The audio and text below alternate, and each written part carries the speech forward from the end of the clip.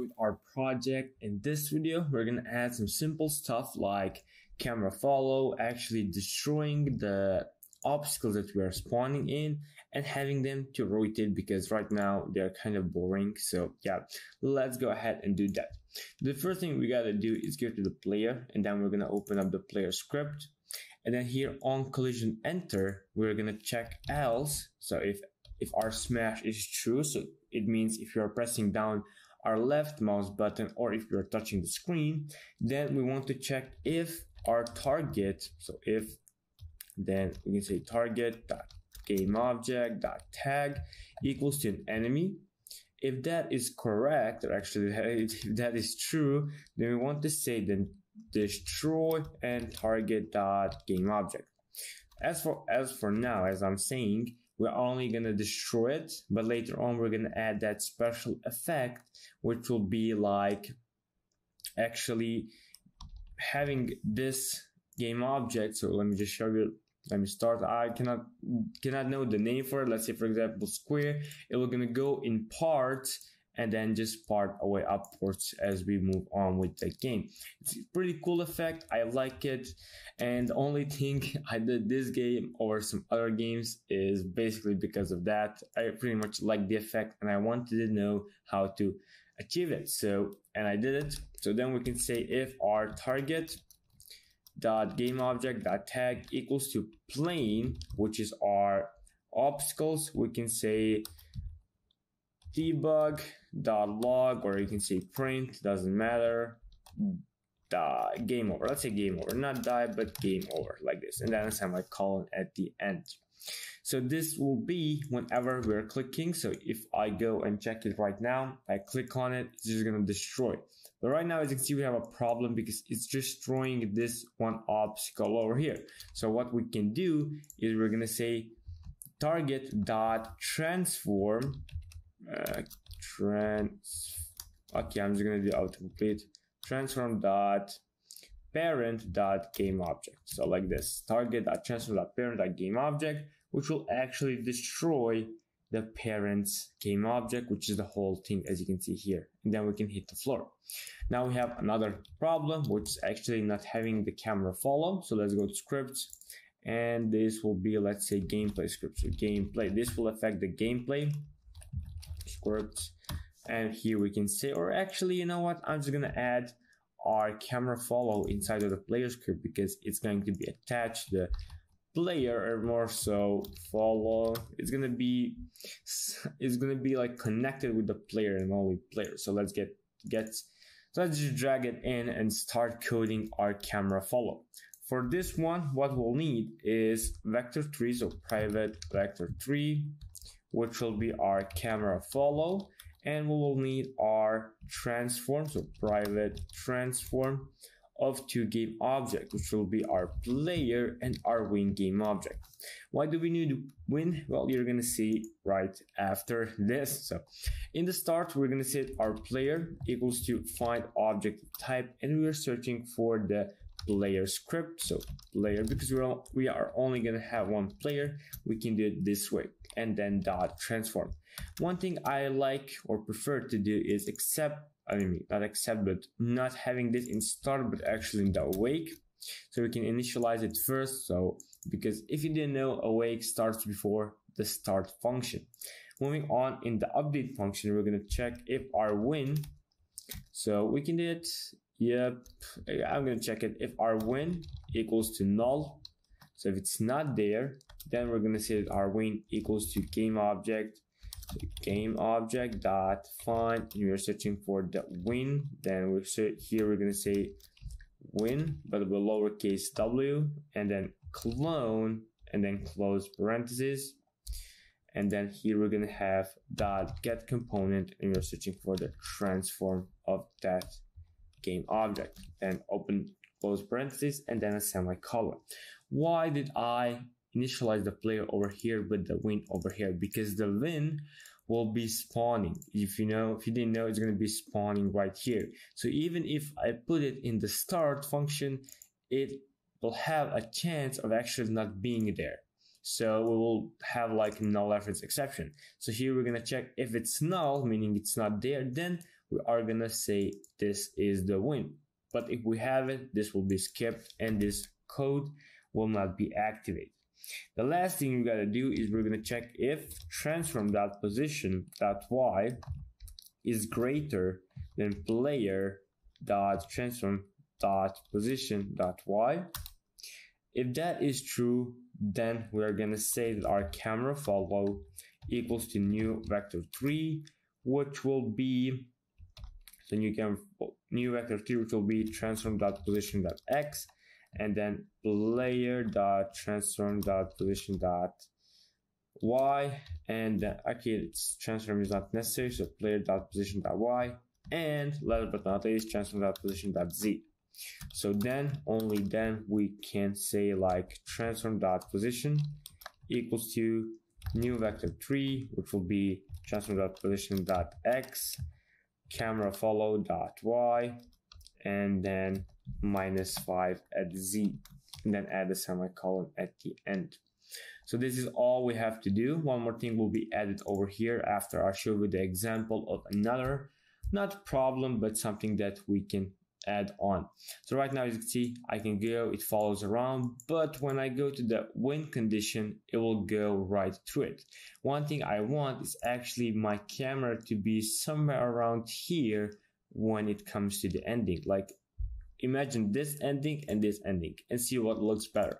So what are we going to do? We're going to check, and if our transform.position.y is greater than win.position.y plus, and this will be the offset amount you want. I chose 3, and you can actually add like some public variable, and then public float, and then add it here, call it offset, and then check around to see what works, what doesn't work. As I said, I tested out with the 3 and it looks good. Maybe a little bit more, maybe over here. So let's try maybe adding 3.7f and do it one more time just to see how it goes. And yeah, that looks better. But still, I'm going to move it a bit more, maybe to some 4.5. Hopefully I did not overdo it, because I don't want to test it anymore, because we have something else to do. The other thing we want to do is we're going to add a cylinder inside of our main camera. So we're going to add a 3D game object, which will be cylinder. Right now, he is kind of at offset and it looks like nothing. So what are we going to do? First of all, we're going to change its material to Paul like this. Then what are we going to do? Then we're going to add, you can change the color doesn't matter, but we're going to change the transform of the position. So the position of this will be 3.4. At the Z, it will be 4.40, let's say 8. At the rotation, it will be -20. So it's actually sending straight because our camera is 20. And if you if you remove 20 from it, you're going to get the 0. As for the scale on the X and Y, it will be 1.2, 1.2. But for the Y, we're going to add some big scale, like maybe 5. You can add more, it doesn't really matter. You can play around with this. And if I press start right now, you can see that this pole will be always with us. So if I try to move down, it's following the camera, which is following the player, and it will always be there. Now, depending on what do you need, I would suggest like to add something like this. So it's actually on top of this and it doesn't look like it's past it here. So I would choose like this, try to find what works, copy the number, go out, paste it over here, and voila, we are ready to go. The next thing we want to add is the rotation of our obstacles. So for that, we're going to create another empty game object, which we're going to call rotate or rotator, like this. Rotate, okay, I misspelled it, so rotator, like this. I did it well, I don't know, that doesn't matter. Then we're going to go back to script and add a C# script, which is going to be named same as that. So rotitor. Hopefully that sounded good. And now we can add that to our script, to our game object. And here it will be very simple, just one line of code with 2 variables. So here we're going to add a public float, so public float speed, which by default is 100, but if you want to change it, you can do it. And then here we're going to say transform dot rotate, not rotation, but rotate, and we're going to rotate a new vector 3, which will be 0 on the x, speed multiplied by time dot delta time on y, and z on the on the z-axis, and then add the semicolon, and that's all you gotta do. But in the level spawner, what you have to do is actually set the temp1 to the set temp1, I'm gonna call it a parent. So we're gonna have the temp1 to be a children of our rotator. So whenever our rotator rotates, it's gonna rotate all the obstacles with him. So to do that, we will say temp1 dot transform dot set parent, and we're setting it to the, actually, you know what, we're going to say transform dot parent equals to find object of type rotator, and we are searching for its transform, and add a semicolon. So right now, if I start the game, we should see that every single object that we spawn will be the part of the rotator, and there we go. You can see we are running around, and if I try to get on the pole, we will see game over, but we're not actually seeing it. What's the problem? Let me check, play one more time. Maybe the tags are not correct. I'm just guessing that. So plain, and what have I typed in? Where is the player? So plain. Okay, sounds good. Let's change it to print game over. This, if our smash is not true, yep, and test it one more time.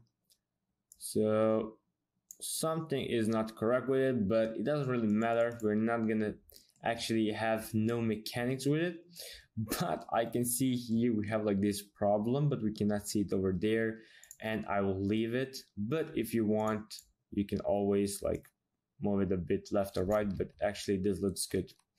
So guys, that will be it for this video. What have we covered? So what we have covered? We have covered our player having its main camera, having it to destroy these obstacles that we have.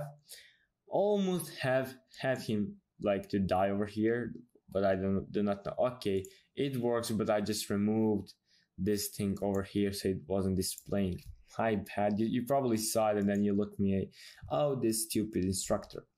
We added the rotation onto it, and then we added the offset on our camera. So as I said, basic things, but looks a lot better, looks a lot more cleaner, and we're slowly getting there to get the core mechanic in, and then having that loop over, and then the game will probably be like over, just adding some more details, more feedback to our players. So we're then polishing it as every hyper casual game needs to be, or actually any game in particular. So yeah, that will be it for this video. Hope you like it, and I will see you in the next one.